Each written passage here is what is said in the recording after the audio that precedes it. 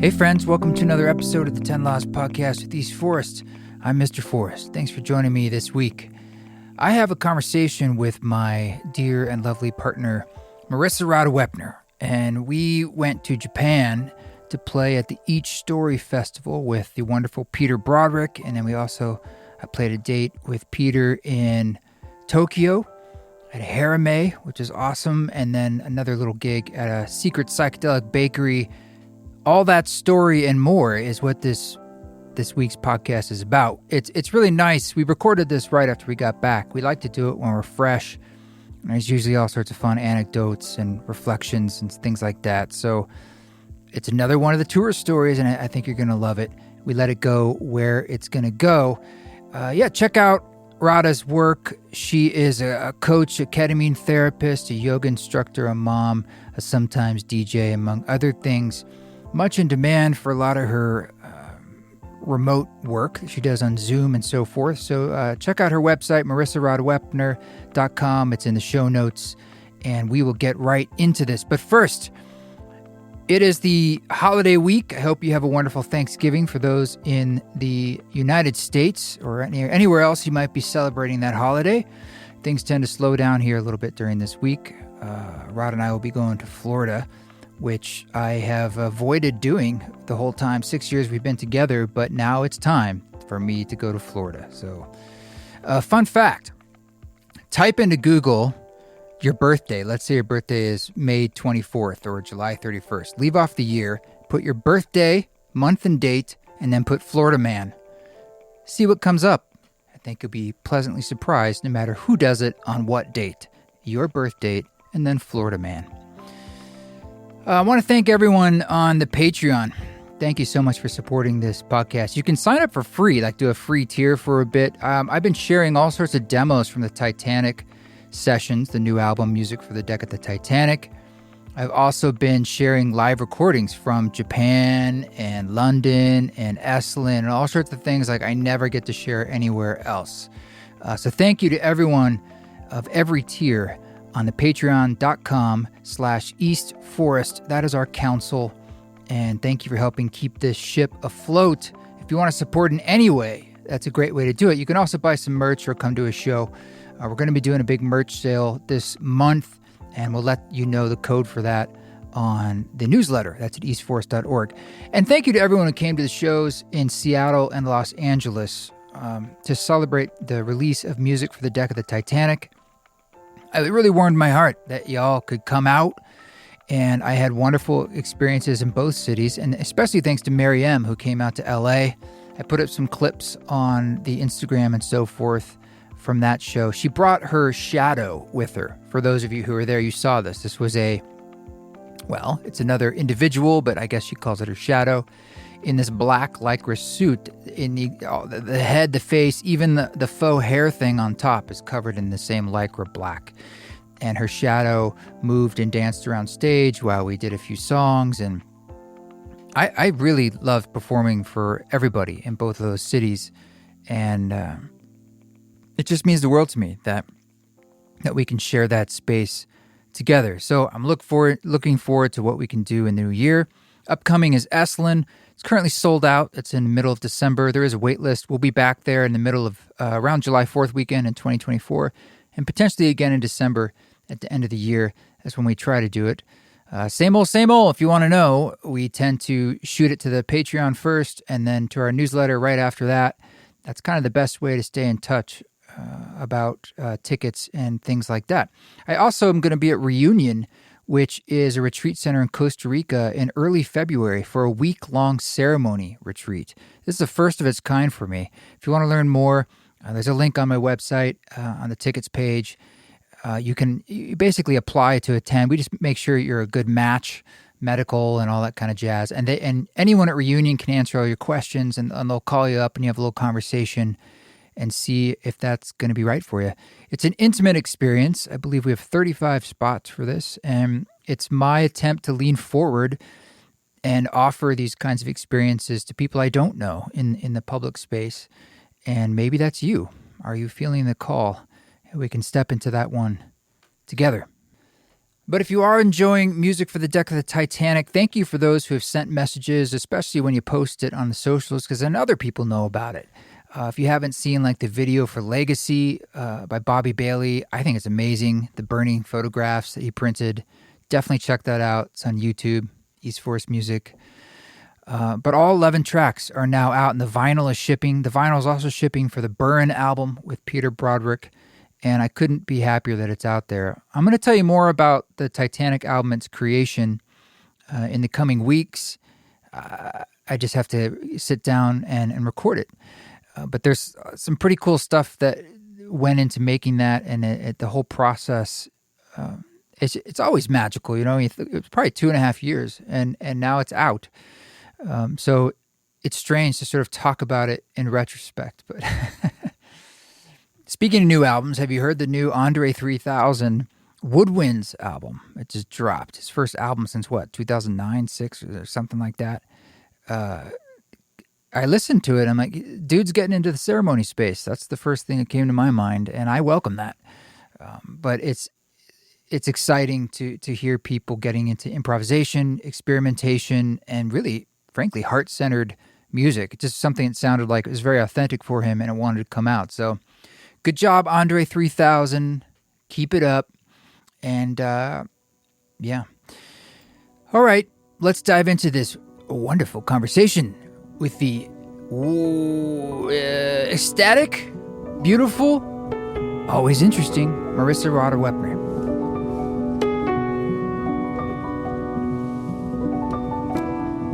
Well, we're back from Japan and still managing to not get up before 8 a.m.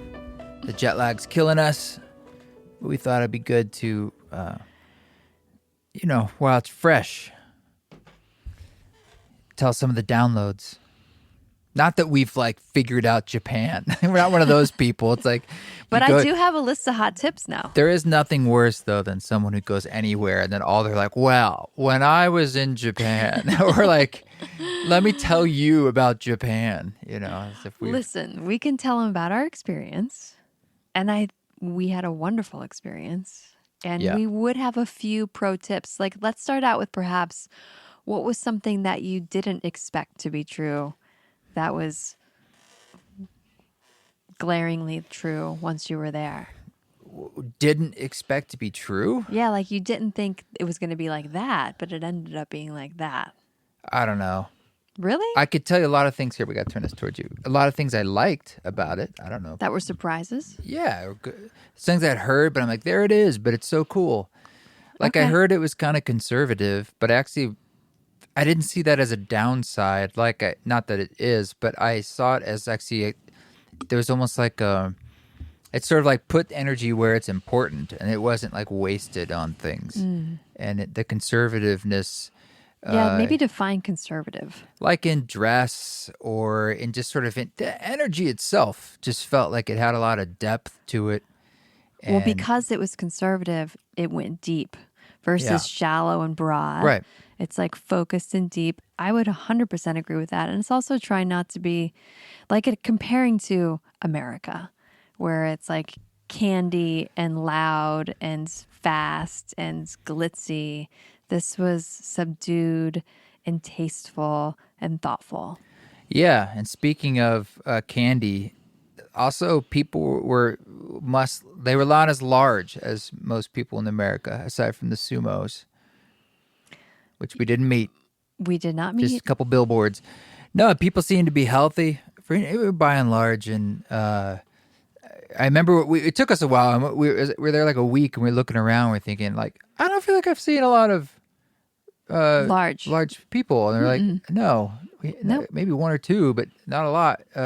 Could be a lot of reasons. Genetics. Sure, but diet, environment, stress. But history. Speaking of food adjacent, the food was incredible. So that was a surprise. I thought the food might be good. And I think I had in my mind a lot of sushi, right? Like stereotype, like, oh, we'll eat a lot of sushi. Right. We had sushi once, I think, officially, but everything else was just a very broad palette, and we loved everything that we had. For those watching on video, Pepper the dog is completely upstaging us right now. What is she doing? I think she's licking her chewing on her butt, butt? or something, and that's all people can watch right now. No one cares. She'll get it. Don't worry, guys. what we're saying. Whatever she's looking for in there. There we go. Take a rest. We groomed her yesterday because she's rejected from every groomer because she bites them. She's protective. Yeah. Of her body and space. So we're like, we have to do this because she has these burrs that were in her. She's a little dog, for those who can't see. So long-haired mini Dachshund is what she is. So she's close to the ground. And she has long hair. And it picks up these burrs and stuff, and they get knotted and dreaded in there, and it's horrible. And she won't let you work on it to get them out. So they just get worse, and it was a difficult situation. But it had to be done. We solved it. As soon as we got back from Japan, we were like, let's just finally take care of Pepper. Yeah, that had to be done. She looks great. You look so good, Pepper. Hey. Yeah. So for yourself, what were some of your most surprising things about Japan? Everywhere, every restroom we used, whether it was public, a private establishment, a hotel, was a Toto washlet with like full front back sprayer, heated seat, and dryer. And sometimes they added a noisemaker. Or a noisemaker, sponsored by Roland, or like an auto up-down lid.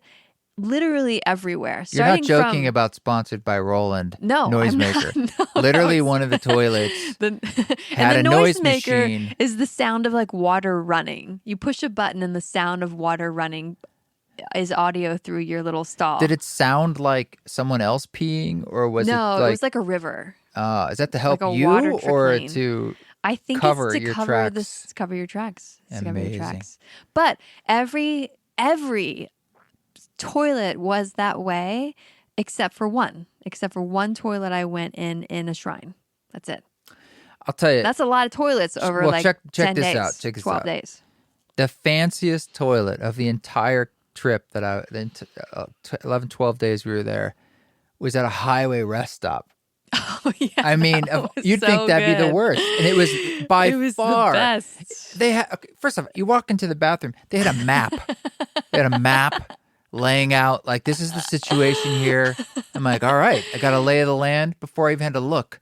And then when they had like these rooms that were like the stalls, and they had computer screens and like nice lighting and like wood paneling. Did yours have this? Because mine, a couple, like probably like 5 over the time we were there, had this. It was like a fold down platform that you stand on.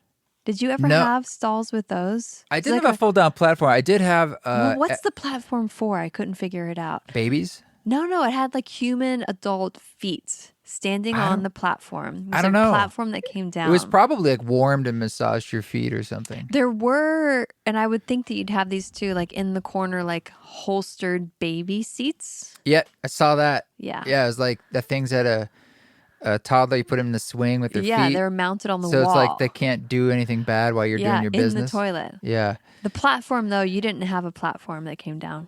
There was more than one screen in the bathroom too. That's what blew my mind. It was unbelievable. It was so, and there's someone in there just consistently. All they're doing is cleaning. This is in the rest stop at the truck stop. Yeah.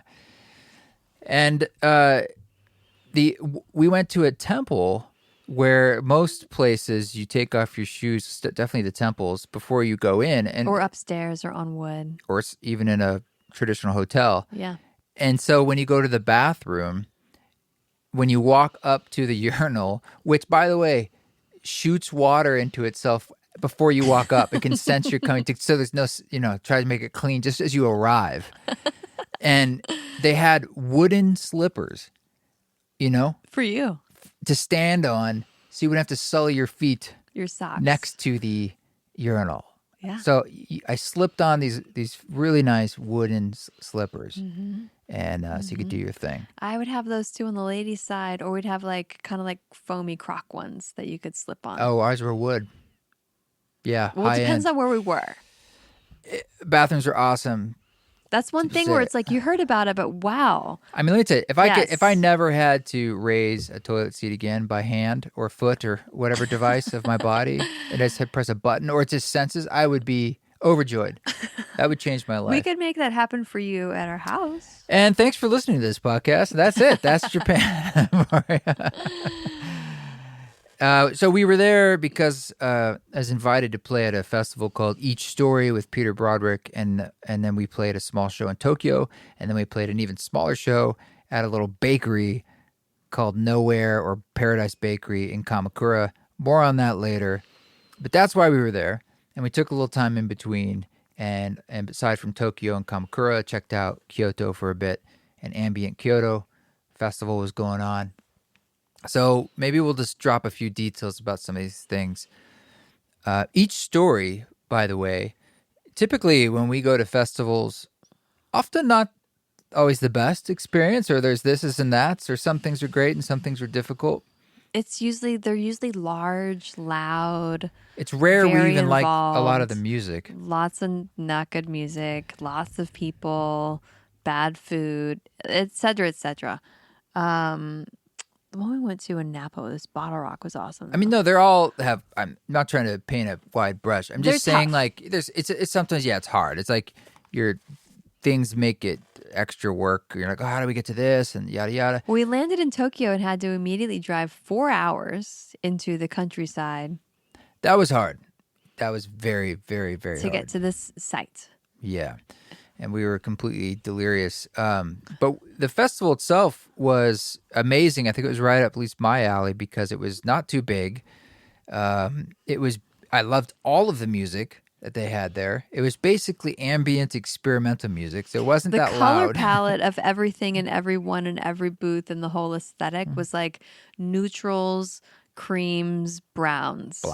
Blacks. Grays against the backdrop of the green of a forest around us, with a lake and or a pond in the middle. So the aesthetic was exceptional. And these were like cool Japanese kids, like hip dressed, cool styles, like experimental music. It was like there was modern, not much subdued, grounded. No one zen, was no barefoot, but open. Well, everybody was barefoot. You know what I mean? Barefoot figuratively. You know what I'm saying? American barefoot. Yeah, how do I put this? Parking lot feet. Yeah. It was really nice. And on top of that, they had high production value. Of course, everything was on time and scheduled. They had a nice piano on stage.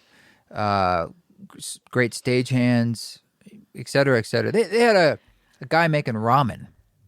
Everybody wanted this ramen because it was like, this is the ramen guy. We heard from the Japanese people, like, this is very the guy. traditional, amazing. This is the best ramen in Tokyo. We have one ramen stand. That was the thing. It was like one person that sells coffee, one person that does ice cream, one person that does ramen, one person that does. They have their own beer. One person that does beer. The one person that does the one thing. They're a master at the one thing. Like, let's not bother with lots of choice. Let's give you the master of the one thing. So I stood in line for that ramen in the rain. For at least an hour. Let's just put it this way. Ramen Guy was an artist. He took his time. Yes. He made 4 bowls at a time. And so it was just the next 4 people got the one bowl of the one thing that he made. Yeah. And wow. Yeah, was something else. That's a taste of Japan. We've kind of found that a lot where... that was what made all the food so good. Everywhere we go is a pretty small establishment. Yeah. They have a very small menu. They're masters of the couple things that they do. It's true. They don't mess around with trying to do everything. And again, we had some of the best fill in the blank we ever had. And it was including sushi. Mm-hmm. I don't even like sushi. But I know I had you eat, what was it, a whole and piece it was of good. toro? Yeah. But like at that sushi restaurant, it was the best rice I'd ever had in my life. Ever. Hands down. It was just this like... tiny spot. I discovered too that like on Google Maps, their ratings of restaurants, like here in the States, I don't know, maybe we're a little bit on a curve. It's a little inflated, like a 5. You give a 5 if everything's fine, and you give a 4 if there's a problem. A 3 means like probably pretty bad. there, I was noticing there weren't a lot even 4.5s. There were some, and there were some that went up, but there were a lot of stuff around 4.0, 3, a lot of 3.8, 3.9s, which would be a disaster, I think. In here. the U.S. Yeah. And we went to some of these because we had to, and they were still great. And then we went to some that were like a 4.1. We're like, that was the best tonkatsu I've ever had. And we quickly realized, like, they're not messing around with, they're being accurate. You're like, 4.5 is amazing. You know, it's like, that's an amazing score. Yes. And once we cracked that code, yes, we started checking out certain places and having some incredible meals. The best evers over and over again. But little places like they just do that thing. But or even the thing they don't do. We went to the coffee place, Alphabetti, Kamakura, shout out. That's what it's called. Alphabetties. And they did have amazing coffee, and we noticed that the woman doing the coffee was like sitting there examining every bean and pulling out the ones that were like bean by bean. This isn't up to snuff, and roasting them. Mm-hmm. They made a burger there. They had burgers on this menu. It was the best burger I've ever had, period. I'm just like, what's going on? I'm like, in a little town, it's not even a burger place. And I watched her make it. It was just like, just taking just beautiful attention, just attention and love into each little piece. And thankfully, like, it wasn't, a lot of the places we went, they weren't like rushed. They even if they weren't super busy, they kind of like, we're going to do our thing and you have to wait. Yep. And then their system of like, people would line up outside of a restaurant. So you'd be in a queue outside the front door. And then when they put you in a new position we have for restaurants, which is called on deck. That's what we named it. Yeah, they bring you inside. You think like, oh, I'm about to get my table. But they actually have you stand there for another 15 to 20 minutes. Or sit. Yeah. Or sit. You sit there and watch everyone eat. You sit and they look at you waiting. You get their table when they got up. And then the next person from outside comes in and sits and waits. Yeah. No, it's great. I think I've heard things about Japan before I went that people said things like, oh, it's like India, but in that it's so foreign, but of course more organized and so forth. And so maybe I was a little bit like, oh man, I'm getting myself prepared for like it being very disorienting on the foreign factor. I didn't find that. I did find the organization factor, which I love. What was the most organized for you? Well, like the trains came exactly when they said they would, to the minute, and people queued. Yeah, lined up. We were waiting for a bullet train, and there was like, you thought There's colored lines on the grounds of like where you think the doors are going to be, blue, when orange, the train so forth. Stops. And we had just watched a trainload of people queue up and get on the train before us, and I was like, okay, we're next. Let's go stand in line. We'll do the right thing and get ready. And we had to wait maybe like 10 or 15 minutes. So you and I were just like busy, but we were standing at the very front of the queue. And then right before the train comes, I pick up my head and look around. No one's behind us.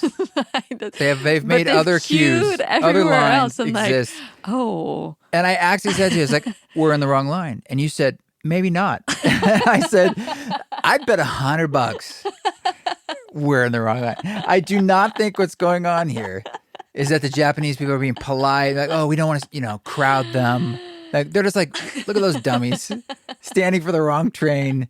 We'll let them do their thing, and they did. No one told us. We shall make a line and wait for the train. You actually said, well, maybe not. Maybe they're wrong. Oh, yes, that's it. The hundreds of people around us. Yes, we figured it out. And they've always got it wrong. But you went to the end of one of the long lines next to us. Yeah, I did. I was like, I'm going to play by the rules here. I didn't. Yeah, you just got on and they let you.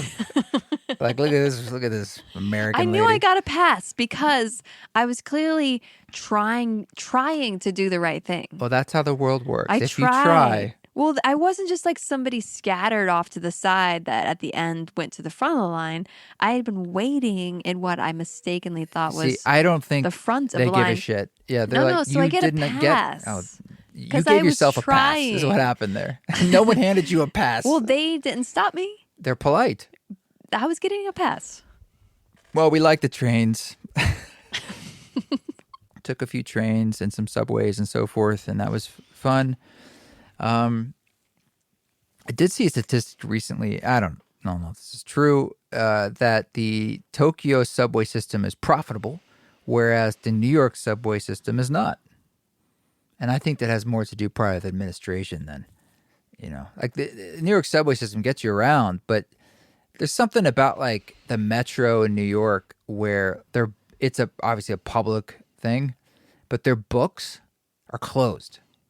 Now tell me, how in the hell does that make sense? And we're talking billions of dollars to run this thing. And they don't make money. And somehow they're not making money, right? Millions of people riding it every day. I would see things in New York like they'll put up those signs saying like this elevator is under construction and it will say expected return date. It would be like 11 years in the future. Because it's like what kind of there's no competition here. It's like what kind of organization can get away with this? 11 years. I'm like, yeah, that's when we scheduled it for. Well, thanks for putting up the sign. I appreciate that. Not in Tokyo. No, we didn't see anything quite like that. Although we couldn't read the signs. No, we had our Google Translate. That helped. Yeah, we were sitting at this restaurant, and they had all these signs handwritten all over, and we're like, oh. It was a locals restaurant. I wonder what that says. And you pull out your Google Translate, the one that was right in front of your face, and what did it say? In Kyoto. How about... Oh, yeah. It said, how about some ice cream? How about that ice cream? That was a translation. How about that ice cream? I thought you were thinking of the one that says penises, and I wasn't going to say that. No, that was on the menu. It was a section of food that said penises. And I said, I think there's something going wrong with the translator. But every time you went over it with your phone, it was penises, exclamation point. Yeah. No, we went, that was another place. Obviously, this is a lot about food, but we went to a place where I just found on Google Maps it looked good, and we went up there, and they're like, look, we don't there's have no an English menu. menu. I'm just going to lay it out. Like, this is not a normal But we were like, spot. we have Google Translate. We got it. And they were like, okay. And we pulled out Google Translate, and we saw penises. We ordered some. And there was a restaurant. Yeah, right.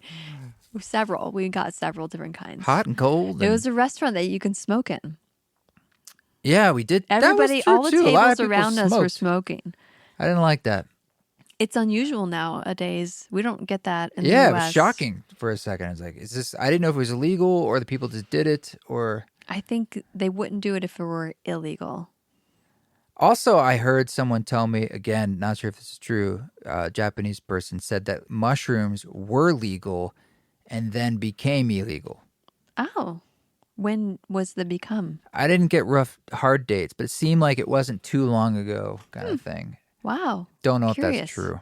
Yeah, I don't know either. Somebody will tell us. But I did get the sense that like psychedelics in general, although it might be done, it's definitely not as like out there as it is in America. It definitely seemed more like, well, yeah, that's kind of that's pretty hush hush. Less tie-dye all around. No tie-dye. None. No tie-dye. Shrines and temples. Yes, shrines and temples. Everywhere. So many. More than we could see. I mean, I found some that were in between buildings and of course giant, amazing ones. Every kind of temple you could imagine. Which one did you enjoy the most? Well, I did like that one of the last ones we went to in Kamakura, I think, because it was the first one ever built there. It was really old, and like you said, they let us. They invited people to come into the actual like main building part in the middle, which normally you're kind of like looking into. You can walk up to the steps and look in it. They're like, come in. This temple was built in 730 AD in Kamakura, the first Buddhist temple in that area. And it was up a hill. That was so gorgeous too, walking up all those steps. And then when you come in, there was just like a woman, I want to say a nun, because she seemed like she was working there and that was her spot. And she just invited us all the way up the steps into the full thing. Take your shoes off, come in. Come like up onto the platform with all the deities, with all the... Yeah, and I liked that because there was really no one there too. And so it was just quiet. Mm-hmm. Whereas the 1,000 Kuan Yins were amazing, but it's a lot of people coming to check that out. And 1,001 it didn't feel cannons. as alive, in a sense. Now it's become something you come to look at, as opposed to something that's in use. Right. Yeah. Yeah. Still amazing. Felt more like I'm looking at history. A part of history, in the history. Yeah, less museum-esque. Though I want to say, I think that probably all of the temples that we visited are in use, just not the times that we're there. I hope so. I think they are. I hope so. Yeah, there's so many. That's what kind of blew my mind too. Is just, I mean, I suppose if as an analog you'd look at churches in the U.S., but there are more temples. Definitely. And Shinto, the original religion in Japan, I was told, is sort of almost animistic in a sense that like there's no doctrine, there's no gods. Everything is animated with spirit in a sense, and there's no holy book. No holy book, no like one god, this or that. Just like pretty cool. Yes, it's like the sacredness of life. So Buddhism came from China, and this is before that. Shinto is before that. Shinto is what was there. Incredible. Before Buddhism. Incredible. So as many Shinto shrines as there were Buddhist temples. In Kyoto, for example, a city of how many?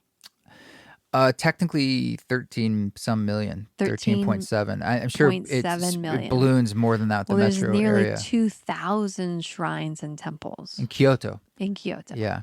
Yeah. Which is smaller. Yeah. Didn't I say how many in Kyoto? Kyoto is 1 point something million. 1 point something. Bigger than we thought it would be. Yes. Like it had like a downtown and, It's a large bustling city. Yeah. But wow. And then in addition to the temple and shrine, there's just these gardens. Everyone has these landscaped gardens that were like, for me, it was like nature. You've wanted your garden. Nature orgasm. Yeah, eyeball nature orgasm. So gorgeous. Yeah. I mean, they have a staff making that happen, but yeah. Of course they have a staff. If we had a staff, our yard would be killing it. You're trying to say I've wanted my garden. I care about gardens. Yeah. I've sensed your pain. I've heard about how much you're like, man. I mean, you literally bought a Japanese maple tree and planted it, and it didn't make it. I know, boy, did I hear about bummed. that. I was out there talking to it. I was like, please, for her, please. She really needs this. Didn't pull through. It still died. Yeah. But I love gardens. And so their gardens, everyone was epic. Beautiful. Yeah. We were lucky, too, because the weather was exceptional. Just kind of warm fall weather. Mm-hmm. Some rain, but just beautiful weather. Not too hot, not cold. Yeah. So after the festival, the show in Tokyo, with Peter Broderick, was just awesome at Harame. Small venue, great opener. Do you remember their name? No. I could look it up while you're talking. I wouldn't be able to tell you their name, but Shun, he became our de facto guide and brought us from the Each Story Festival to his venue in Tokyo, Harame, and was just a wonderful host and took us to a temple that day as we arrived in Tokyo from where we were outside of the city. And then later on brought us to his absinthe bar, the Green Contentment. No. Containment Green? I'll have to look that up too. But I was trying to give you the name of I want to talk about this band. Yeah. So the band before. This is terrible. If I type in East Forest Tokyo Harame, it says Inside Japan's Suicide Forest. Yeah. What do you mean, yeah? You knew about this? Yeah. What are you talking about? There's a forest in Japan where people go to end their own life. This is horrible. All right. It's a part of their culture. All right, this is no good. Do you remember Periscope? You probably don't. It was an app. What was it for? You would open it and you could drop it. It was kind of like live videoing, but you would just pop in it. And so I'd be like transmitting, just saying things, and I'd be anywhere in the world. To who? To anyone on Periscope, and you'd pop around the map. Like TikTok? Yeah, but it was live. That's the only difference. Huh. Anyway. You did that? Well, one time I was on Periscope just dropping looking around the world, and I dropped into Japan, and as soon as the guy's video came up, he's in a forest, and he said, I'm in the East Forest. And I was like, what?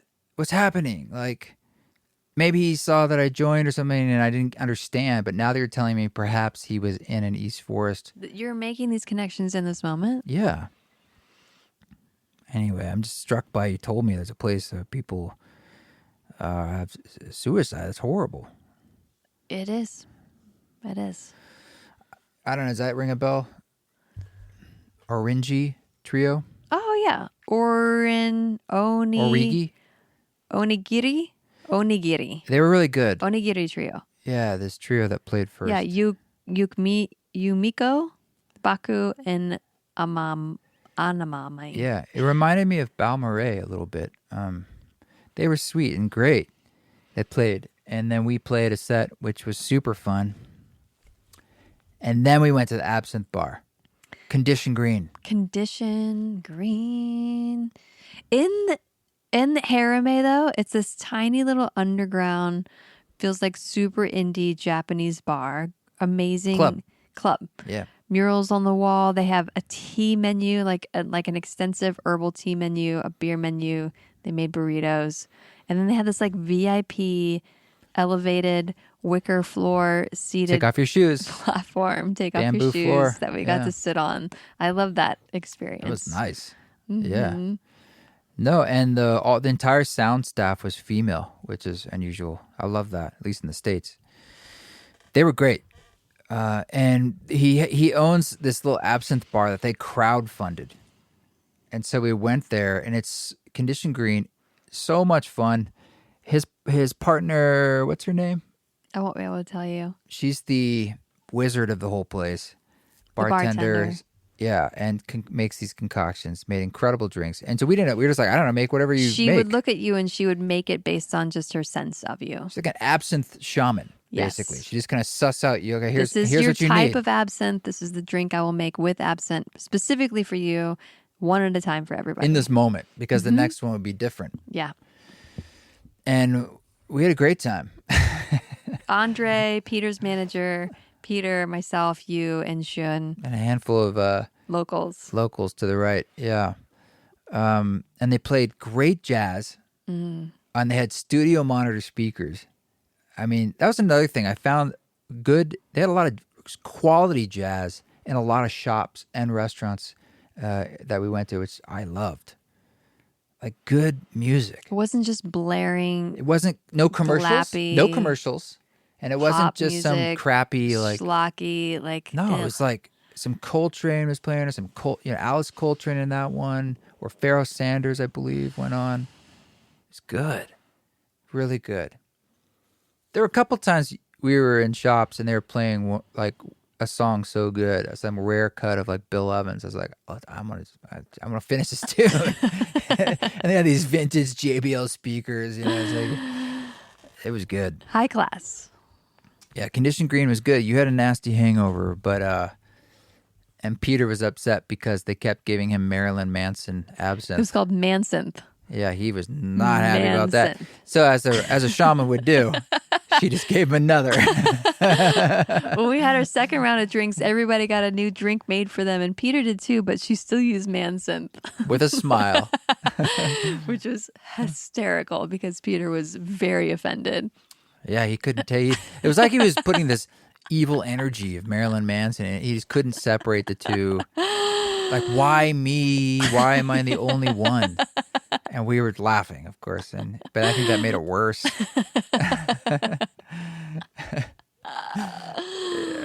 To be honest, I didn't want it, but we didn't get it. If she would have served me Mansynth, though, from the start, I don't think I would have thought too much about it. I wouldn't have said anything, but I would have been like that. I don't feel so good about this. Okay, so Peter just vocalized it. Yeah, he was taking it for the team. Again? Yeah. Yeah. Oh, that was truly a night to never forget. Just because, I mean, you never would have stumbled on a place like that, and had such a fun night. And it was after a show, of course, which you're feeling like a celebration. You made it all the way to Tokyo, and then we finally new leave. friends, old friends. We learned that the Japanese love to walk you to the door waving. They'll see you out with waves. I mean, it was one thing in shops, like to carry the bag out and then wave you goodbye. I was like, okay. But then at a bar at 2 a.m, getting the double-handed wave. Bye. Some heart hands. It was amazing. It's like, they care about me. All the way to the end. It's just so courteous. We found it to be, in our experience, very courteous. And then, we had that amazing. We really lucked out with this hotel room, and we walk in this hotel. The room had this little lobby, which I didn't understand. They opened the door, and there's this little tiny hallway, nicely lit, where you take off your shoes and so forth and so on. And I'm like, Put on your slippers. Where's the room? I'm like, well, there's another door down there. Your foyer into another room. Our only king-size bed that we had. Every other bed was doubles next to each other with a nightstand in the middle. But it had a karaoke machine in the room, and the room were soundproofed. Yep. And a sauna. And a sauna in the room, like their own little onsen that there's and already a hot on. tub. Or like a hot bath. A bath, yeah. Pool. It was amazing. And so we hit the I sang you some songs. You did. Yeah. You it did. was cheese balls. Yeah. Some really sweet love songs. I like that place. And they had all these fancy remotes to change all the lights to these different colors. And then you realize it might be a place for hookers. Casual sex. Oh yeah, maybe I shouldn't say hookers. Yeah. Hookups. Place for hookups. Consensual short-term relationships. You could rent it by the afternoon. Or you could have a very late check-in, like 10 p.m. me because check-in. this place was pretty high-end. And I was like, who spends the cash on the karaoke machine with their consensual short-term relationship? Maybe they just want to have fun for the afternoon. Maybe there's no sex involved. They're just having fun. That makes a lot of sense. Don't need the sauna or the bathtub and the soundproof walls. It's for the karaoke. It could be. Everybody knows that karaoke with a hired consensual sex worker far better than your friends. I'm just saying, on a night out. Maybe the friends are all getting together. It's a ladies' date. Well, you're right. You need to be with someone who doesn't judge you if you really want to sing. And some people, you need to have the right, chutzpah to sing certain songs. And your friends don't cut it. So it makes total sense now. There's parts of this culture we don't even understand. It's so We hard. understand nothing. Let's put that out there as a disclaimer. We are stupid tourists who think we had our experience like anyone else would be the same. Hey, talk about Team Lab.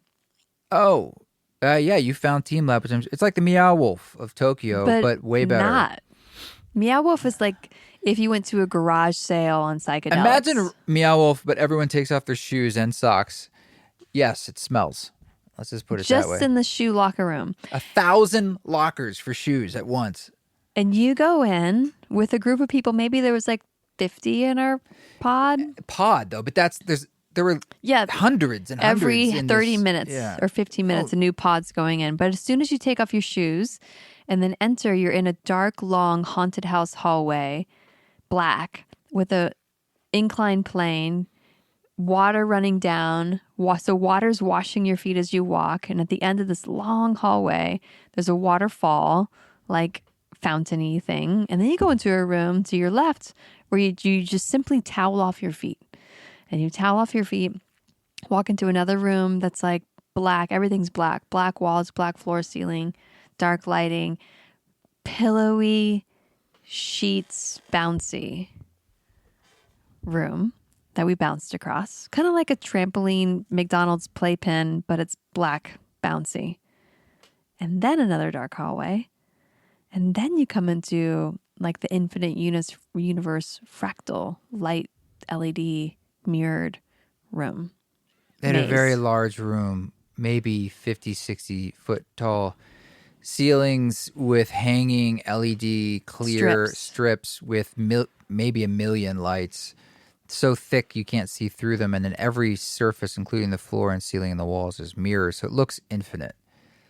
And it was a shocker after coming through all these dark, small hallways with water and so forth. And you come into this, and when they clean your feet like that, you're not mucking up the floor. That's why they pre-wash everyone's feet. The glass, the mirrored floor. So you can walk on the mirrored floor, and then it's a maze of these lights. Yeah, and really cool, like spatial ambient music, and that was it was pretty impressive, that room. And I'm sure some of the listeners out there have seen this, or we posted a pic on the Instagram, but that was wild. And then there were a couple more of these like different rooms of different styles. Yeah, one room where you're standing with all of these, 100+ strangers in another mirrored room up to your knees in water, but the water's like a milky dark room. Dark room, but the water's like milky. You can't see through it. Opaque. And then opaque. And then the ceiling, they're projecting like images from the ceiling down onto the like opaque psychedelic, ghostly koi that you would look down at reflecting up in the water. It was crazy. That was insane too. And just the whole experience of being in that scenario with strangers was added to. Yeah, if you were a toddler, you were almost up to your waist in water. It was bold. And that very it wasn't bold. like a little water. Very bold. We were up to almost our knees in water. Yeah. And then you get out of that and dry off again and then go into another room and another room. You could drown in that room. You could. You could. If you fell unconscious, you would drown. And then the final room was a room, again, mirrored, ceiling, walls, floor, with thousands of orchid plants on strings going up and down Real together. orchids. That you would walk into, these living plants. Yeah, they're very slowly moving up and down in strands of several dozen of them. And again, a tall ceiling and mirrors. And so you're kind of in this endless orchid garden that's moving around you. Oh, and then there was the room that you laid on the ground. Yeah, I wasn't into that one. And then it was like almost like projection. Yeah, I'm thinking that of was the Android Jones room. I got a little nauseous in that one. And then there was a ball one. But I just needed to get out of there because at the end, the feet smell. I couldn't, it was intense. You're so funny. It was really intense. But that was cool and unique. But there were parts of Tokyo that were kind of like quiet and calm, and I really felt like certain parts of Brooklyn, and of course parts that were sort of like you're in Midtown Manhattan that were like super busy and commercial, and then the whole, of course. I mean, my analogs were just New York, of course, but I liked Tokyo. I did. I liked it.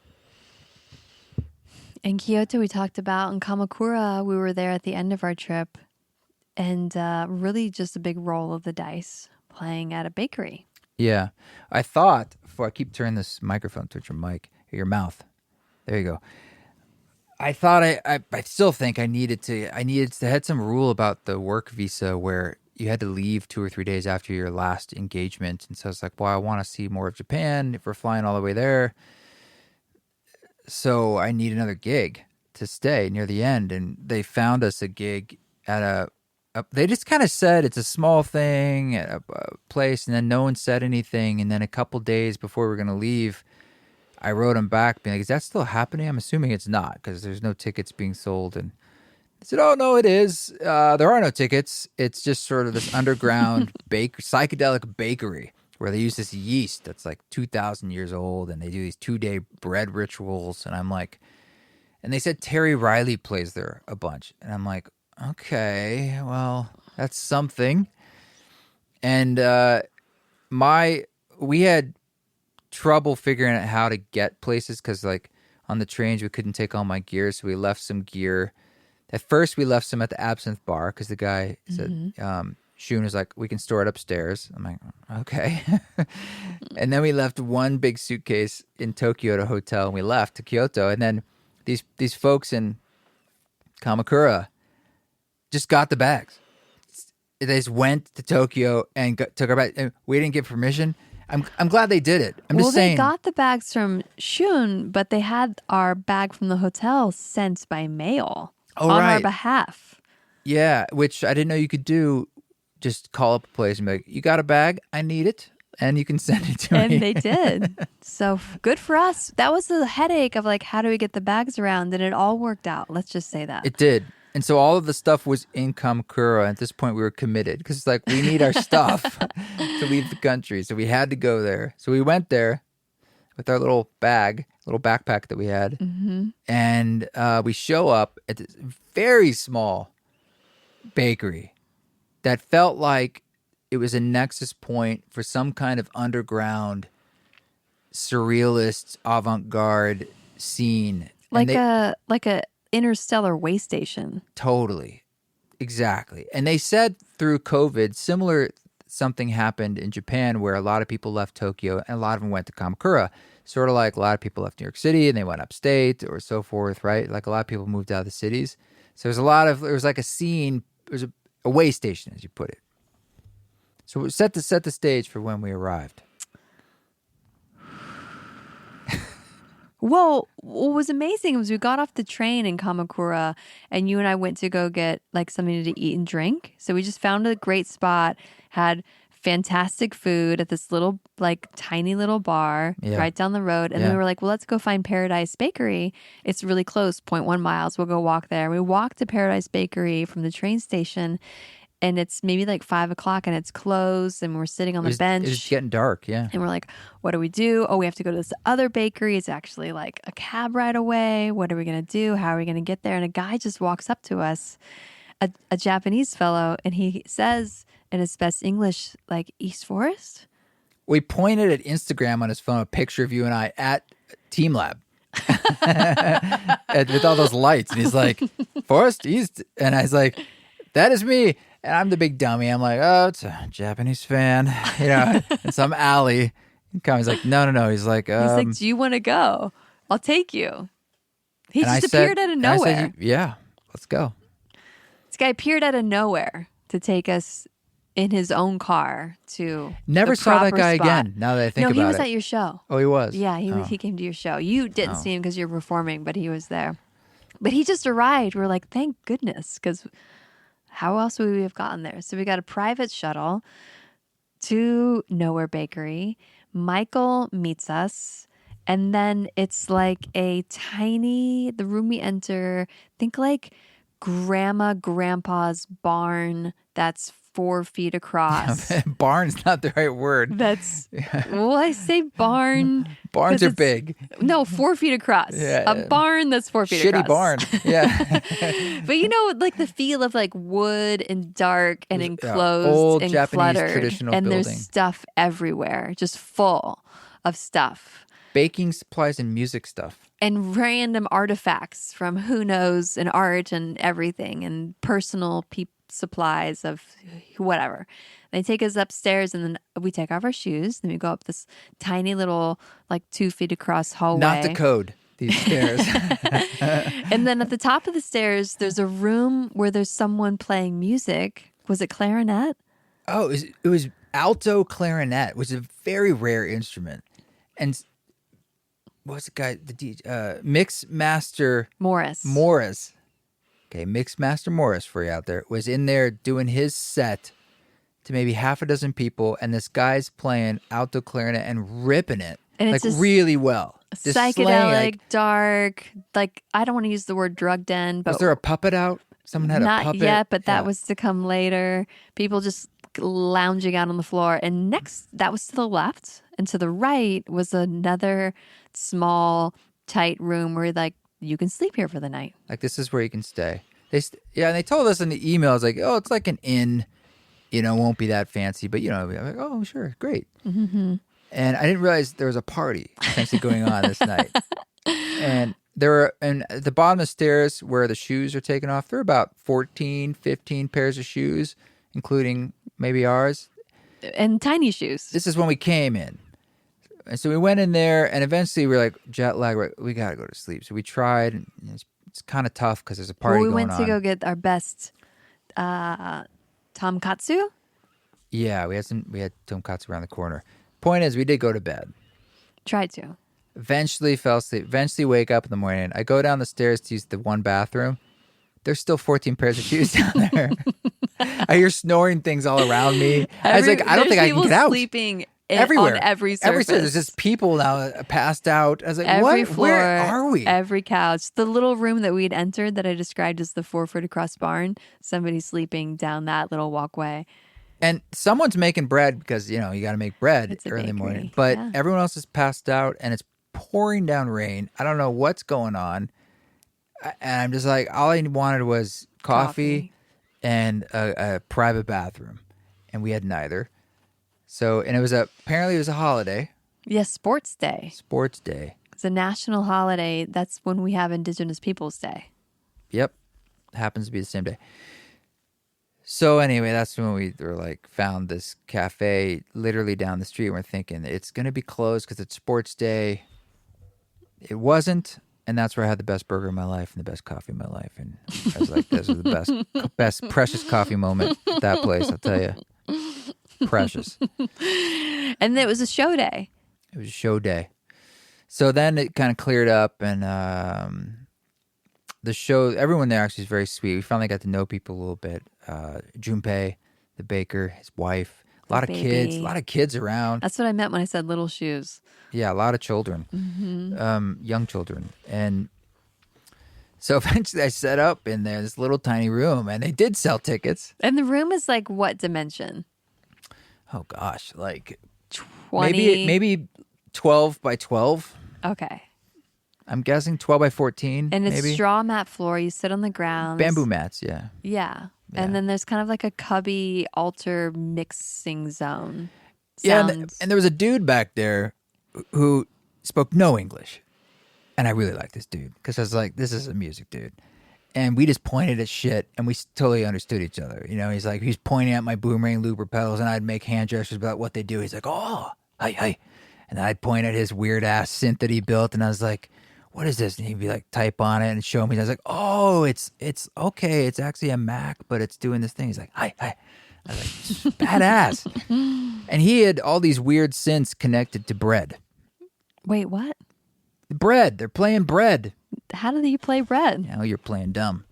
That's what they do here all the time, all day long, is put electrodes into bread. And the yeast inside it, the aliveness of it, somehow some kind of electrical impulse triggers something in a synth through a program they make, and that will then play bleeps and bloops based from the bread. And the bread will be changing, they will say, you know, depending on if we're talking about it or if we touch it or certainly if we're going to maybe eat it. And this bread's just jamming these little blippity bloopities in the background all day long. And the breads are all night. Murals. They're works of art. They really are. I mean, he made one, the second one, that was in the room behind me on this altar that had piano keys. Mm-hmm. And then it had like the constellation of what was the present constellation that day in like our solar system. Some wild stuff. Infinity in the shape signs. of a nautilus. Yeah. It's like 4 feet across. You've never seen bread like this in your life. And he made one of those when we were at the festival, Each Story, gave it to me after the show. We traveled with it back to Tokyo, took it to the show. And Harame. And then had to cut it up and give it everywhere. We have this heavy, large piece of bread. Delicious sourdough. Yeah, they gave us bread to bring home to the States. And they gave us a starter. Finished it yesterday. Oh, the bread that we took home. Yeah. And a starter. Yeah. So that's the future for us. So the bread's playing. But it was just a wild experience. So I had this altar of bread. And he also, Junpei, makes these heart sutras. He writes the heart sutra. Yeah, and Japanese characters in a circle 3 or 4 times a day as a meditation. These beautiful, like 2 foot across circular mandalas. So he was doing that while I'm playing. And then someone started pulling out these puppets. Mm-hmm. These strange, fluffy, psychedelic puppets while I was playing Grandmother Sphere. That was at the end for the encore, but one of the things I want to note... A first. The puppet show, yeah. One of the things I want to note is like beforehand, you and I were kind of talking, or maybe I was encouraging you like, hey, you could do more of like a drop-in for this show, kind of like a ceremony and like say whatever you want and like go wherever you want to go with it. Like this is like a ripe crowd. Yeah. And everybody came in. It was a room full of maybe like 20-ish. And then that was 22. Maxed out. Yeah, it was full. Seated, cross-legged, you know, just in it with you. I'm there. There's a couple people standing in the open doorway. And you say something to begin, and then you begin playing, and everybody just closes their eyes and starts to meditate. They're the most dropped in, tapped in, amazing present audiences.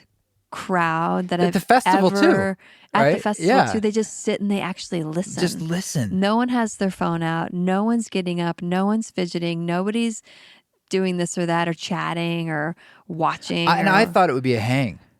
That they'd be hanging out Yeah, while it'd you be like played. there'd be people smoking, it'd be a hang, it'd be this, and it'd be No. and this was like a very formal event. So attentive, so clear, so dialed. They were just, it's like a level of like, we got this that I've never experienced ever. So I did improvise the whole set. I was like, let's go. Yeah. And the last We song, went. the encore is a little bit of Gramosphere. I'm going to share that on my Patreon, the live recording of that Wow. on the council. It was so 'Cause I did effing record it. good. It was so good. And, you know, I've been to 95% of these for you over the past whatever number of years. That was the clearest, deepest space. Non-psychedelic, too. It wasn't like everybody was on mushrooms or whatever. Maybe some people are on Maybe they were, who smoking knows? weed or They were who on knows. bread.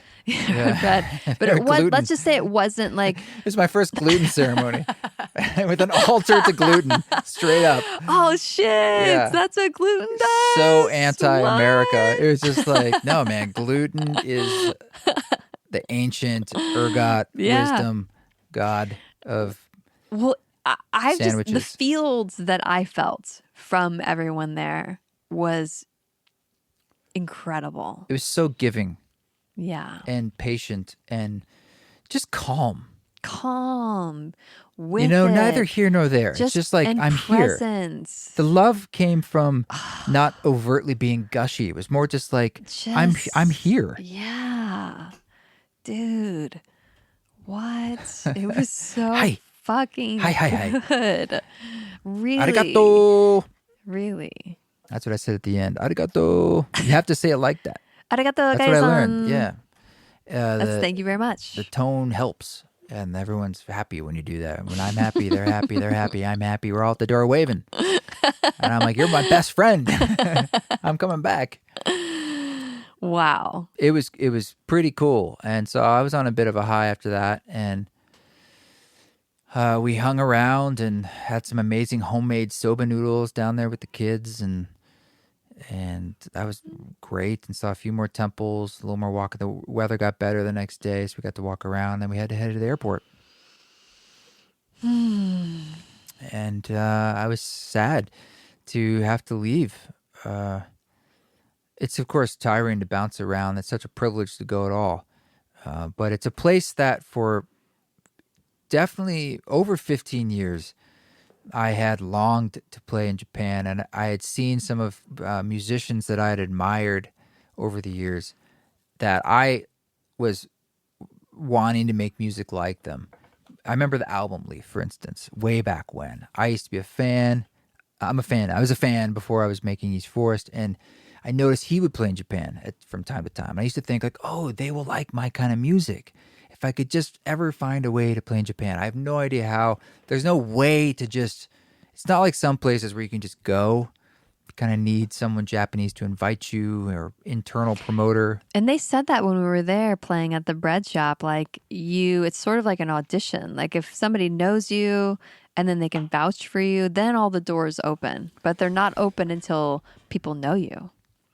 You can't do it. It's its own music scene too on one level. Like I don't have a lot of fans there, and it's different. Like they listen to CDs. Oh, but we had your one super fan come. I had a couple fans. Yeah. Kieru.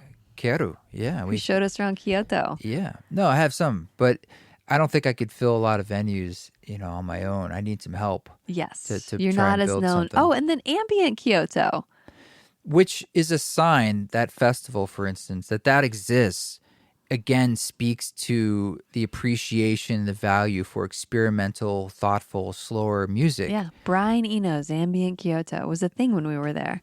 We got Yeah. to go to a few installations where it would be ambient music with, installations, art rooms, sensory experiences. It pieces about Cornelius.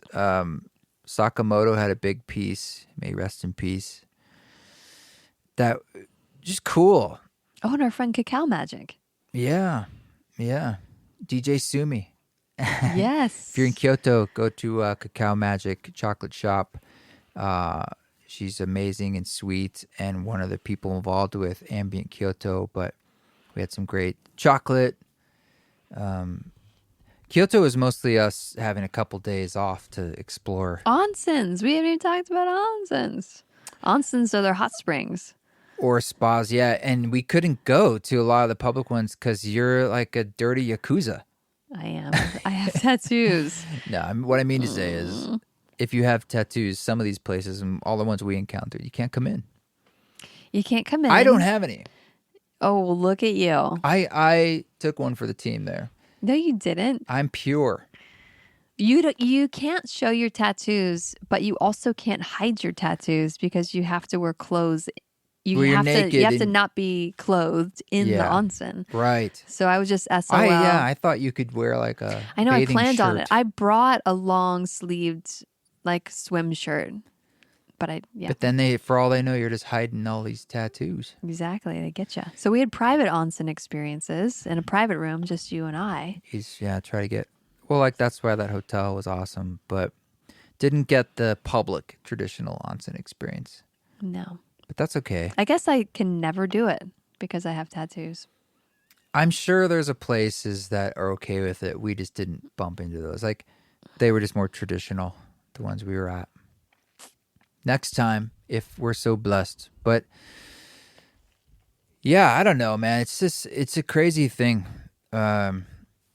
Doing things like this, and it's a blessing, and this whole thing just kind of popped up. It was like this festival just invited us from hearing the Burren album, which the vinyl just started shipping. So please, if you're interested, buy Burren on vinyl. It's amazing. It looks amazing. And you and Peter live playing those tracks. Wow. It was a real treat. Wow. Total honor in more ways than one. It's so good. Yeah, I hope we can get a recording of those shows. I hope that it's good because I'd love to. We had some improvs. You know, it's rare for me to be able to play with someone like that. When you guys played in Harame in Tokyo, Harame, I think. Well, you weren't planning on doing an encore. True. And the crowd wouldn't let you go. It was so good. The crowd was like, no, give us more. And you really had to actually improvise for your encore.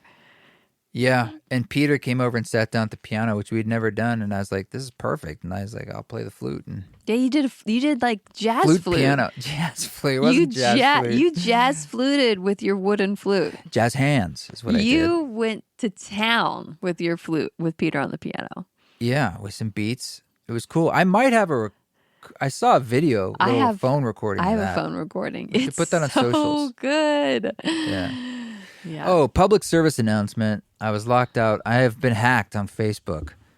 So whatever's going on over there, I need you to check that. I looked last night. I think you're fine. Don't have access and anything going on over there. I've not been able to get in. You might have noticed everyone's commenting now saying what a good businthere you are. That they should trust you. Comments?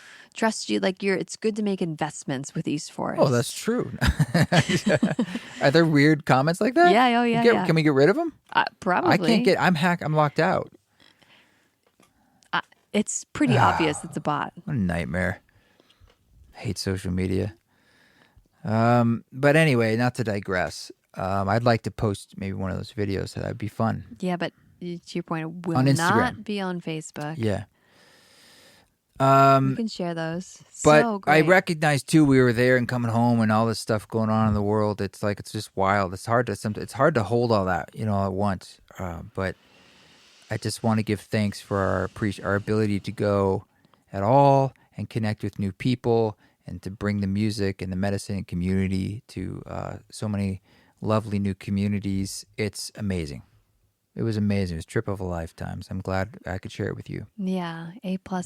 Loved it all the way. I'm still like... We're still not waking up on time. No. But that was just very unusual for you. You're an early riser, and now we're sleeping till 10. Well, today I set the alarm for 8, which is late. And it went off, and I usually just get up. But I thought, just 5 minutes. I'm just going to sit here 5 minutes. And then when I got up when I thought it was 10 or 15... It was 2 hours later. I was like, what happened? The alarm never went off. And I said, no, it went off. I don't know. We got to do something to change this. A couple other pieces of housekeeping, if anyone's still listening. I mean, Esalen, I think it's full, but not full. Like, so you should sign up for the wait list if you're interested, because I actually think there might be a few more spots. Wait list always gets activated. So if you want to go and you're on the wait list, they'll likely ask you. And there's a retreat coming up in Costa Rica, February 3rd through The 10th-ish. That'll be on approximately. eastforest.org soon. Sign up for the email list. That'll be a psilocybin retreat, first of its kind, public psilocybin retreat at Reunion in Costa Rica, soon to be announced. And if you are feeling the call to that, explore it, because it will be intimate. I think that's it for now. Of course, I'll be in Seattle on November 3rd and LA on November 7th. The 7th is with Mary M. The 3rd is the album release date. So looking forward to both of those shows, doing lots of rehearsals right now. And that's it. That's it. Lots of love. Anything for you? No, just feel really grateful to you, grateful to Japan and everyone that helped us and hosted us and showed us love. Yeah. Thanks to everyone over there who gave us a hand. We look forward to seeing you again. And all of our new friends, keep walking your walk. Don't take any shit, but if you do it with grace. Thanks, Radha, for coming on the show. Check out her stuff, marissaradawepner.com. Hire her if she's available. She's truly amazing at what she does, so check it out. And thank you to everyone in Japan, Each Story, and Harame, and Paradise Bakery, Junpei, all the Junpeis. I hope we can go back. I really do. That was a special, special experience. I loved it. This song that you're hearing in the background is called Flittering. It is off Music for the Deck of the Titanic. It is one of the piano numbers on the record. Some of y'all, if you haven't heard the record, you've heard some of the songs with singing and lyrics, and you might be like, yo, East Forest, what's up? You're singing songs. That's okay. That's what came out. But there are some classic jams, instrumental deep dives in there as well. So this is one of them. Listen in its full glory wherever you listen to music. Check out the videos on YouTube. That's where they're living. Check out our live dates coming up. Costa Rica, early February for that ceremony retreat. Everything's at eastforest.org, East Forest Music. And thank you to everyone on our Patreon, patreon.com/eastforest. You keep walking that walk, don't take any shit, but if you do it with grace.